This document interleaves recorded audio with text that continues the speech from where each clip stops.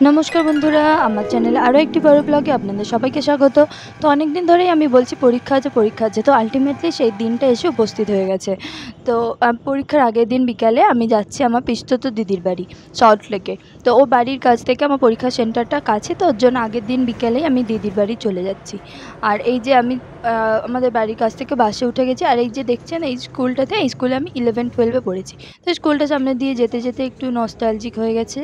তো তারপরে আমাকে গিয়ে বাস চেঞ্জ করতে হয়েছে ঠাকুরপুকুরে। ঠাকুরপুকুর থেকে আমি নিয়েছিলাম নিউ টাউনের বাস, যেহেতু আমি সল্টলেক নামবো তো নিউ টাউনের বাসেই উঠেছি।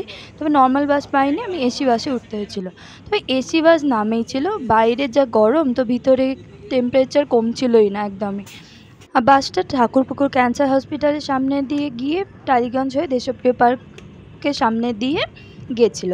তো এবার এই যে দেশপ্রিয় পার্কের রাস্তা দেখতেই পাচ্ছেন, এই সামনে থেকে যখন যাচ্ছিল আমি পুরনো স্মৃতিচারণ করতে করতেই যাচ্ছিলাম আর কি।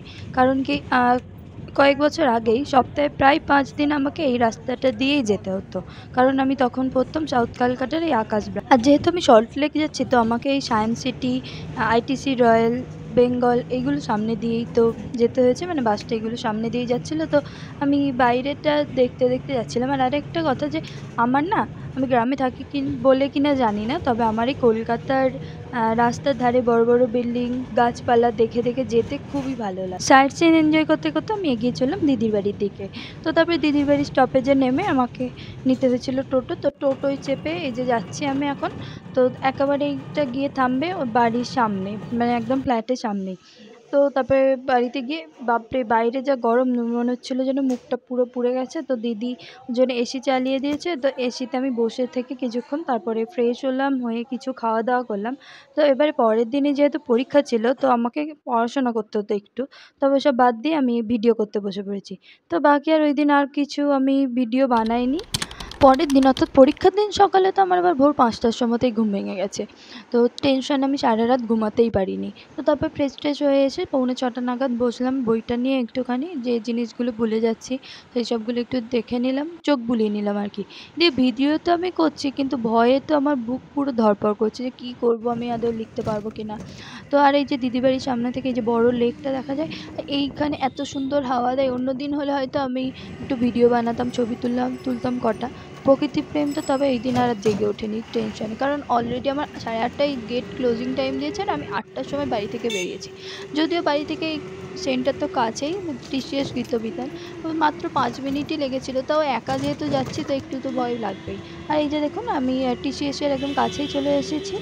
আর দেখুন দুই সাইডটাতে কত গাড়ি দাঁড়িয়ে আছে, আর এখানে আসলে অনেক দূর থেকে পরীক্ষার্থীরা এসব এসেছে। আমি কয়েকজনের সাথে আলাপ হয়েছিল, তাদের থেকেই জানলাম একজন ছিল উত্তর দিনাজপুরের, কেউ ছিল পূর্ব পশ্চিম মেদিনীপুর থেকে, কেউ ছিল মালদা থেকে, মানে এরকম কোচবিহার থেকেও ছিল। তো এত দূর থেকে তো এসেছে। তো বেশিরভাগ এখানে ওলা, উবের বা প্রাইভেট কার ছিল। তো তারপরে ওখানে আমি ব্যাগ জমা দিয়ে, ফোন জমা দিয়ে চলে গেলাম পরীক্ষা দিতে। তো এদিকে পরীক্ষা তো হয়ে গেছে, ভালোই বেশ পরীক্ষা হয়েছিল, মনটা একটু ফুরফুরেই লাগছিলো, এবার দেখা যাক কী হয়। তো ওখানে আমাকে একটা কমলা ব্যান্ড পরিয়ে দিয়েছে, মানে আমাকে না সবাইকে পরিয়ে দিয়েছে।